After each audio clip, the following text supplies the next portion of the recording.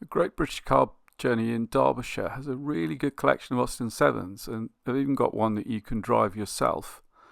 The guy who runs it's clearly an enthusiast, and I spotted a Burt Hadley sticker on an Opel, which is a very late Austin 7 just before the war. Opel as in the jewel, ruby was the saloon, and there's also a pearl cabriolet. You can see quite a lot just going in and out the cafe, which is the original intention, but we got the handheld device, we paid to go in, and it tells the story really well of Herbert Austin and him going against his board and designing this big car in miniature on the billiard table with the young draftsman, very much sort of skunkworks stuff. At the time, something like a motorbike and sidecar would be a popular means of transport. So having something that was enclosed and you could get 4 people in, it really was big progress, and to do it at an affordable price. Austin had a huge factory, and the ethos was to do as much as possible in-house, and the quality was really, really good. So you can see on this sports model, lovely compound curves compared with a Morgan, just a flat panel at the back. The Morgan dashboard, just plank of wood with some holes in, like I'm doing as a special.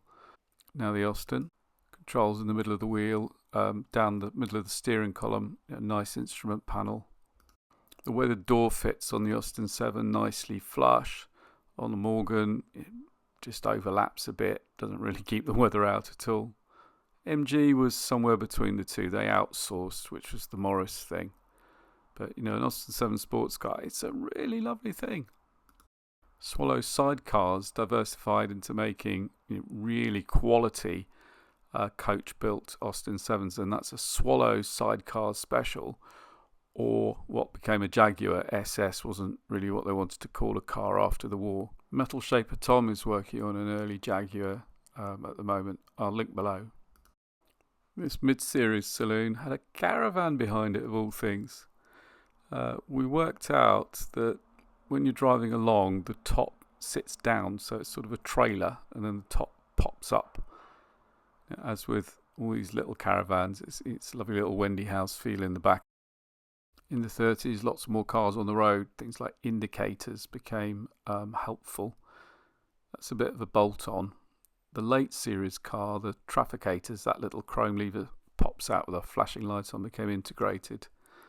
On modern roads, fitting something like these little rubber lights is sensible. Now we've got LEDs, you can make those flash yellow, and also fit inside headlights, all sorts. So there's a lot that's possible with LEDs now. A big treat was down the far end, beyond Baden-Powell's Rolls-Royce of all things, a Ford Sidevalve in bare chassis form. They made these after the Second World War. Real austerity motoring, really cheap. You can press the button, watch the engine go round, see how the side valves operate and all the rest of it. Same transverse front leaf as an Austin 7. The frame, very light. And these made racing cars post-war as well. So whilst the 750 class were racing in the 40s and 50s, there were 1172s.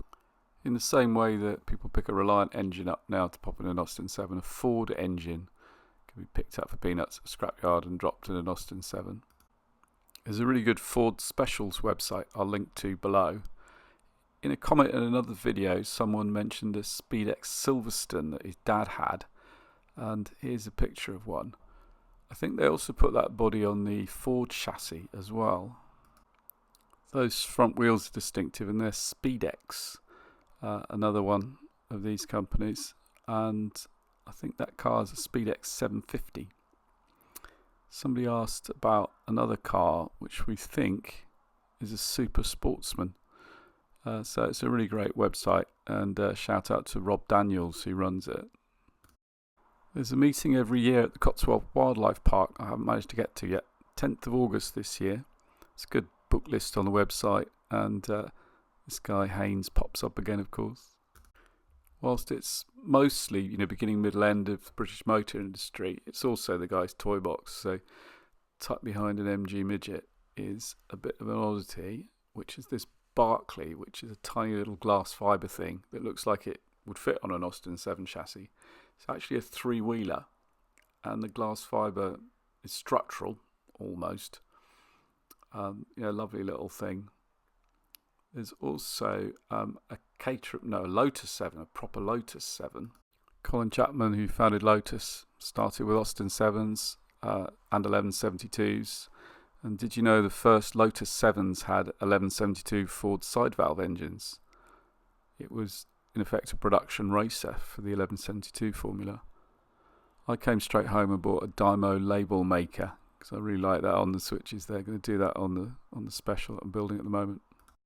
It's a really good museum, plenty to see there. Good collection of minis and metros. I really like the Vauxhall story going through, but I made another video looking at it in general.